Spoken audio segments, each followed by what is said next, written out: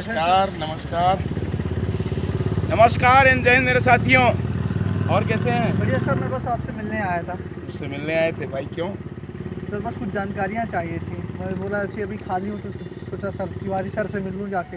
क्या जानकारी चाहिए सर आपको? ये बताइए बेसिक कि जैसे मैं गाड़ी पे चलता हूँ, है ना, कहीं बाहर जाता हूँ। ये बाइक है आपकी? ये मोटरसाइकिल है? हाँ। तो ये जानकारी चाहिए मुझे कि जैसे अगर मैं कहीं जाता हूँ तो क्या मैं मतलब ओरिजिनल कागज मुझे क्या क्या रखने चाहिए गाड़ी के? देखिए, मैं आप सभी को बताना चाहता हूँ, ये चीज़ बहुत ज़रूरी है जानना आप सभी के लिए कि ये जैसे ये आप देख रहे हैं टू व्हीलर के लिए, अगर आप टू व्हीलर ड्राइव कर रहे हैं तो सबसे पहला काम है हेलमेट लगा के चलेंगे। आप हेलमेट कहाँ है आपका? अरे मैं बस ऑफिस में रखा है, मैं सबसे से मिलने आया था। चलिए ठीक है, तो लगाते हो ना? लगाते हैं। ठीक है, तो हेलमेट लगा के ही चलना है। जब भी चलना है टू व्हीलर पे तो हेलमेट लगा के चलना है। और आपके पीछे जो बैठते हैं ना, उनको भी बहुत ज़रूरी है कि दोनों लोगों को हेलमेट ज़रूरी है। और गाड़ी पे हमको कोई भी मॉडिफाइड वाला काम नहीं करना है। अभी हम डॉक्यूमेंट पे भी आएंगे दोस्तों। मैं आप सभी को आज ये भी बताऊंगा कि आपको क्या क्या गाड़ी पे कागज़ लेके चलना चाहिए ऑल ओवर इंडिया में कहीं भी। मैं आज आपको ऐसी जानकारी देने वाला हूं कि आपको पूरे देश में कहीं भी कोई भी ट्रैफिक पुलिस आपको पकड़ के चालान नहीं करेगी अगर आप ये गलती नहीं करोगे तो आप सबसे पहले ये नंबर देख सकते हो, नंबर प्लेट ये है HSRP नंबर प्लेट्स हैं। ये हाई सिक्योरिटी रजिस्ट्रेशन प्लेट ये कहलाती है HSRP। ये ऐसे इस टाइप का अगर आपने नंबर लिखवाया हुआ है तो एकदम बिल्कुल सही है।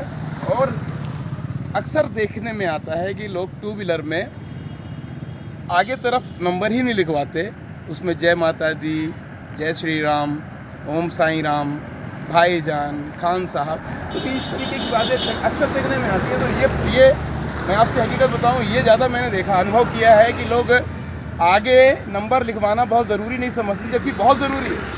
जितना ज़रूरी पीछे नंबर लिखवाना है उतना ही ज़रूरी आगे भी नंबर लिखवाना होता है।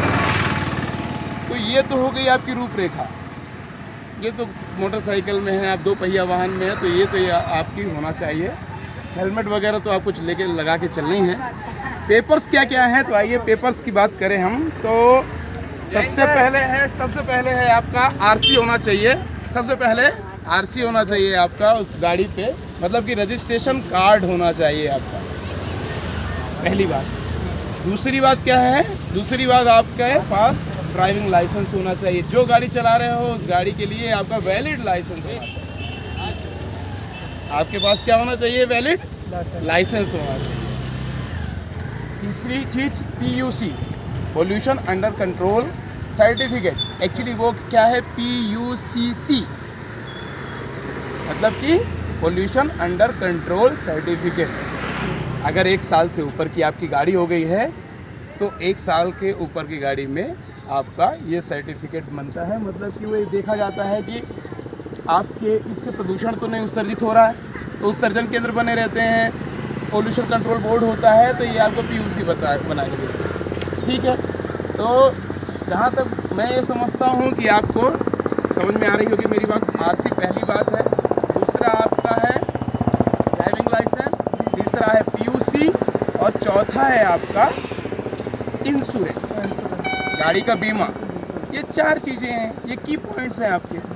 अब इंश्योरेंस जो है आपका कैसा होना चाहिए, मैंने एक वीडियो बनाया है इंश्योरेंस से रिलेटेड भी। मैंने एक वीडियो आपसे बताया, अभी बनाया है मैंने वीडियो, और उसमें बीमा के बारे में मैं पूरी तरीके से बताया हूँ लोगों को। एक्चुअली क्या करते हैं लोग, आपसे क्या नाम बताए आप अपना? विजय दाहिया।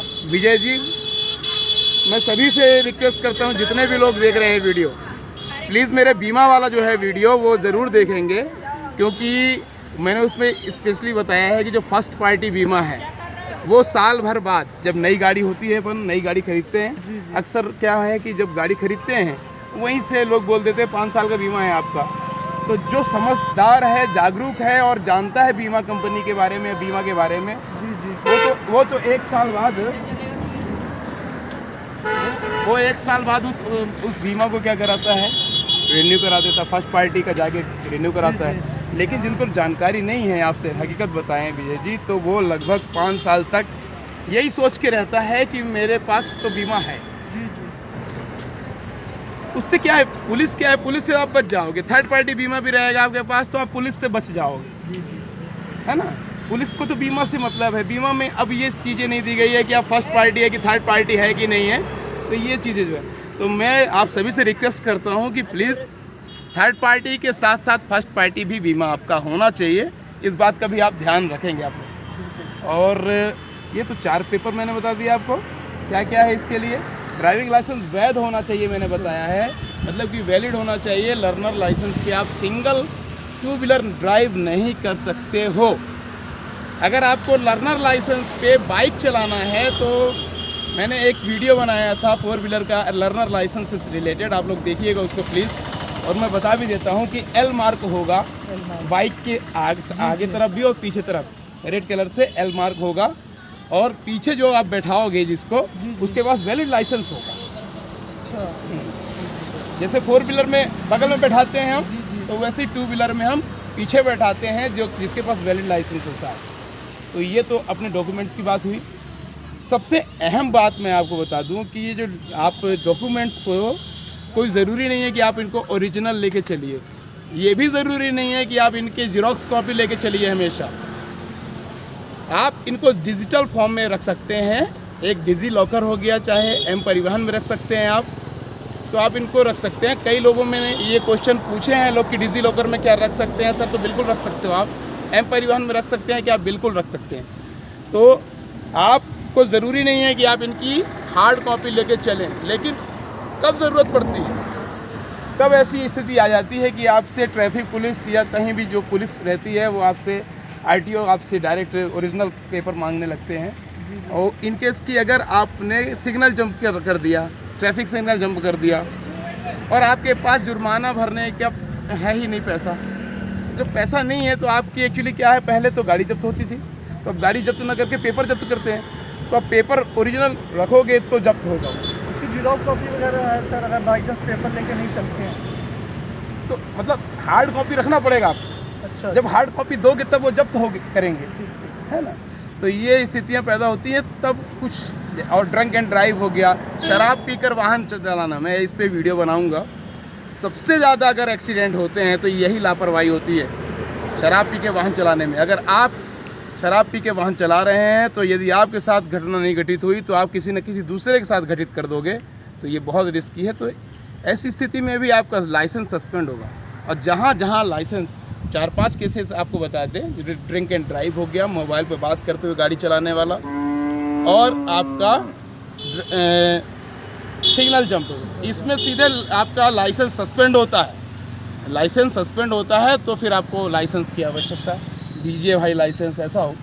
तो कुछ अगर आप गलती नहीं करोगे, अगर आप चाहते हो कि मैं बिल्कुल भी कागज़ लेके ना चलूँ, साथ में मेरे मोबाइल पे जो रखा हुआ है डॉक्यूमेंट वही सेव रहे, वही चले, और जहाँ भी कोई देखे मैं वही दिखा दूँ, तो प्लीज़ आप गलतियाँ ये मत करो। जो मैंने बताया वो गलती आप बिल्कुल मत कीजिए। और एक डाउट और रहता है लोगों में, कई लोगों ने मुझसे पूछा है, मैंने कमेंट्स में भी लोगों ने पूछा है कई बार कि सर प्लीज़ बताइए कि ड्राइविंग लाइसेंस क्या ज़रूरी है कि हम ट्रैफिक पुलिस के हाथ में दे दें। तो बिल्कुल सही है आपका क्वेश्चन, कोई ज़रूरी नहीं है कि आप हाथ में दीजिए। आप अपने गाड़ी में बैठे बैठे भी और उसको दिखा सकते हैं। आपको तो दिखाना है ना, आपको ड्राइविंग लाइसेंस, जैसे ट्रैफिक पुलिस ने बोला है कि लाइसेंस दिखाइए, आप एलिजिबल हो कि नहीं हो इसको चलाने के लिए, तो आपको दिखाना है।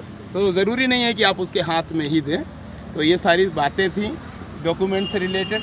आई होप आपको समझ में आ गया होगा और आप लोगों को भी समझ में आया होगा। और जो बातें आपको समझ में नहीं आई हैं प्लीज़ कमेंट कीजिए और मेरे इस चैनल को सब्सक्राइब कीजिए अगर आप नए आए हैं तो। बेल आइकन भी प्रेस कीजिए और ज़्यादा से ज़्यादा शेयर कीजिए अगर ये समझ में आया तो। मैं ये मानता हूँ और ये मैं चाहता भी हूँ कि देश के हर एक पर्सन के, हर एक व्यक्ति के मोबाइल में मेरी बात पहुँच सके और मैं अपनी डायरेक्ट बात उन तक पहुँचा सकूँ, ताकि कई जानें बच सके मेरे दोस्तों। जय हिंद।